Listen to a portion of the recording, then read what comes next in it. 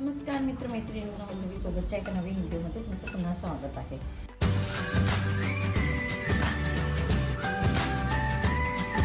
तर आज तुम्ही बघू शकता, आज आपण करणार आहोत कोबीची एक अशी रेसिपी जी सर्वांनाच आवडणार आहे. आणि ही कोबी मी बारीक आपण चॉपरमध्ये चॉप करून घेतलेली आहे.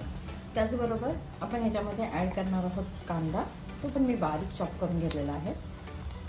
आणि ही रेसिपी मंचुरियन नाही, नक्कीच नाही आहे. ही रेसिपी अशी आहे की तुम्ही जे नाश्त्यालाही खाऊ शकता, दुपारच्या जेवणालाही खाऊ शकता. आज मी हे दुपारी बनवते आम्हाला जेवणासाठी. आणि ह्याला चांगल्यापैकी आपण मिक्स करून घेतो आहे.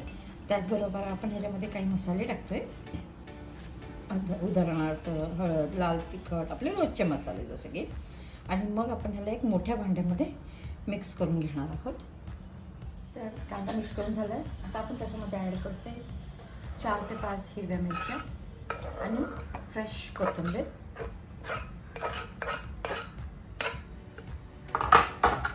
थोडी हळद, थोडी लाल तिखट, थोडासा कांदा लसूण मसाला,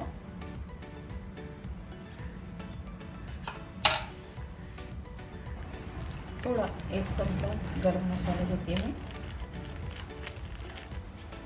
1 चमचा गरम मसाला, आलं लसणाची पेस्ट अगदी जराशी घेतली चवीपुरती. आता आपण पहिलं सगळं छानपैकी मिक्स करून घेऊया आणि मग आपण ह्याला एक मोठ्या बाउलमध्ये घेऊया, कारण ह्याच्यामध्ये होईल की नाही डाऊट आहे.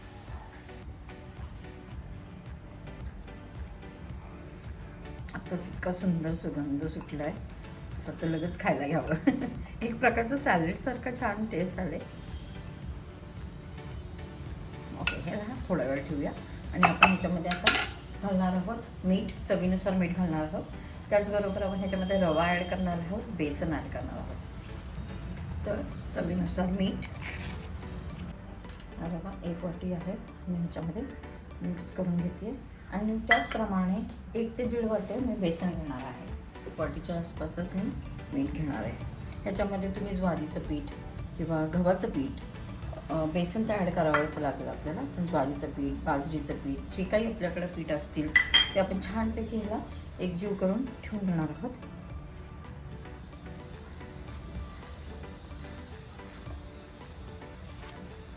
थोडंसं हाताने मिक्स करून घेऊया.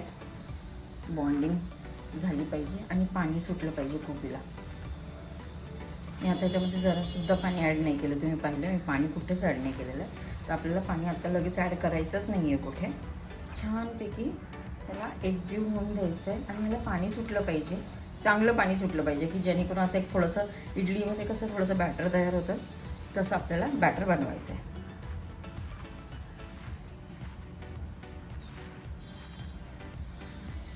आणि जर का असं वाटलंच की आपलं थोडंसं बेसन जास्त मीठ पडलं आहे किंवा जास्त पातळ वाटतं आहे, जास्त वेळ ठेवलं गेलं तुमच्याकडनं, ही पूर्ण मिश्रण तुम्ही रात्री बनवून ठेवायचं आणि सकाळी ब्रेकफास्टला डायरेक्ट बनवून फ्राय करून मुलांना डब्याला पण देऊ शकता. मुलंही आवडीने खातील, त्यानिमित्ताने कोबी खाल्ला जाईल. बरेच जण कोबी खायला नको म्हणतात, पोरं स्पेशली.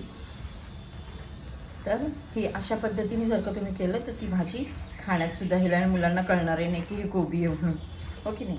तर ह्या पद्धतीने आपण हे मिश्रण आता छानपैकी मिक्स करून ठेवलेलं आहे. आता आपण ह्याला थोडा वेळ झाकून ठेवून देऊयात.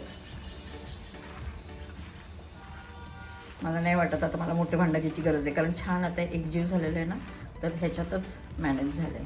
जर का तुम्हाला तुमची क्वांटिटी जास्त असेल तर तुम्ही जास्त प्रमाणात, मी हा अर्धा, जरा मोठ्या साईजचा कोबी होता, हा अर्धा घेतला आहे. त्या पद्धतीने एवढं छानपैकी मिश्रण छान झालेलं आहे.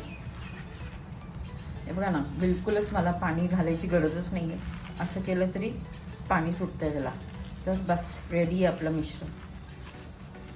आणि आता आपण ह्याला छानसे पॅनकेक, मी इथे पॅनकेक्स करणार आहे किंवा कटलेटही करू शकते, मुलीला जे आवडेल ते मी करणार आहे आता. हे बघा अशा पद्धतीने छान पाणी सुटलेलं आहे. झाकून ठेवूयात. झाकून ठेवलं आहे. तर आता आपलं 5 मिनटं झालेलं आहेत. आपण आता पाहतो आहोत की आपलं बॅटर जे आहे ते छानपैकी मिक्स झालेलं आहे. मी 2-3 वेळा चेक केलेलं आहे की खूप पाणी तर नाही सुटलेलं किंवा खूप घट्ट नाही झालेलं ना, म्हणजे बेसन ॲड करायची गरज आहे का, अशा पद्धतीने ते छान झालेलं आहे. आता ह्याला आपण थोडंसं मी पातळ बनवणार आहे, कारण मला ह्याचे थोडेसे काय म्हणतात पॅनकेक सारखे बनवायचे. तर ह्याच्या मी मध्ये थोडं पाणी ॲड करणार आहे आणि थोडं बेसनसुद्धा ॲड करणार आहे. होऊ शकता तुम्ही, मी अगदी चमच्याने एक पळी म्हणू शकते ह्याच्यामध्ये ॲड करते. आणि असं वाटलंच मला की बेसन ॲड करायची गरज आहे तर मी करणार. त्याचबरोबर मी आता इथं तवासुद्धा ठेवलेला आहे तापायला, जो छान गरम झालेला आहे. अजून थोडंसं एक पळी अजून घेत आहे मी. आणि हे बेटर आपण तुम्ही पुदिन्याची चटणी बरोबर छान लागेल, दह्याबरोबर सुद्धा छान लागेल. दही आणि आपली ही लाल तिखट आणि साखर घालून जी आपण बनवतो ना चटणी टाईप, ती छान लागेल. शिवाय ह्याच्याबरोबर तुम्ही सॉसही खाऊ शकता. ठीक आहे, छान. म्हणजे आपल्याला हे पोर करताना आपल्याला चांगले पॅनकेक असे झाले पाहिजे. मला नाही वाटत बेसनची गरज आहे, तरी आपण करताना बघूयात कसं वाटतंय. तर आपण आता पाहूयात. आपला तवा गरम झालेला आहे, छान तापलेला आहे आपला तवा. तेल स्प्रेड करून घेते. तर आपल्याला पॅनकेक ह्याच्यामध्ये छोटे छोटे साईज, खूप मोठी पण नाही बनवणार आहे मी.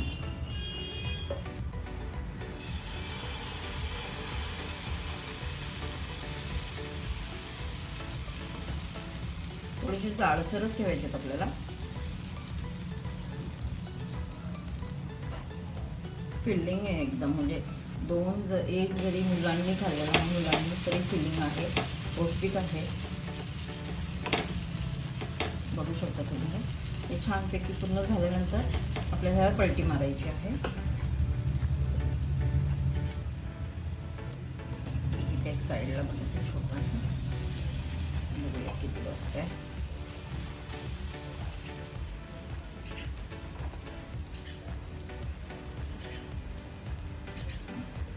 इथे छान आरामात हे झालेले आहेत. आता आपल्याला पलटी मारून परत शिजवून. वाव, बघा किती सुंदर झालं आणि छान झालेलं दिसतं.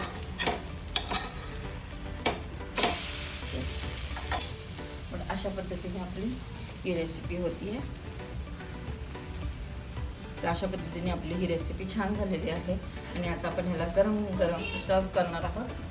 तर जर का तुम्हाला ही रेसिपी आवडली असेल तर नक्कीच लाईक करा, कमेंट करा, करून पहा आणि मला सांगा कशी वाटली तुम्हाला ही रेसिपी. आणि सबस्क्राईब करायला विसरू नका जर का तुम्ही मला सबस्क्राईब अजूनही केलेलं नसेल तर नक्कीच करून पहा. थँक्यू.